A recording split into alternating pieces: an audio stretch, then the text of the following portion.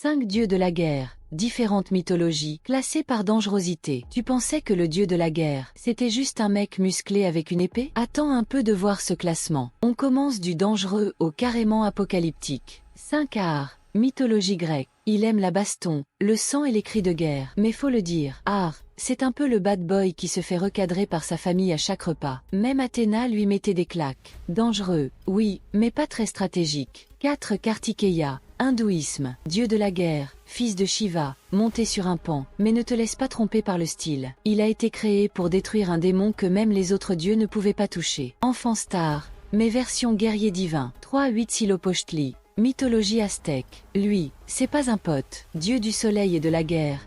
Il exigeait des sacrifices humains pour rester puissant, pas quelques offrandes tranquilles. 1. Des cœurs encore battants. Voilà le niveau de dangerosité. 2. Sekhmet, mythologie égyptienne. Une lionne enragée qui, selon les textes, a failli anéantir toute l'humanité. Elle était tellement incontrôlable qu'il a fallu la saouler au vin rouge pour qu'elle se calme. Si t'as besoin de litres d'alcool pour éteindre ta colère, t'es dangereuse. 1. Mars, mythologie romaine. Contrairement à Ar, Mars était respecté, stratégique et adoré par les Romains. Il symbolisait la guerre, mais aussi la puissance de l'Empire. Il ne se contente pas de se battre, il conquiert. Froid, méthodique, efficace. Lui, tu veux pas l'avoir contre toi. Alors, c'est qui ton favori dans cette Dream Team de la guerre? Balance ton top en commentaire.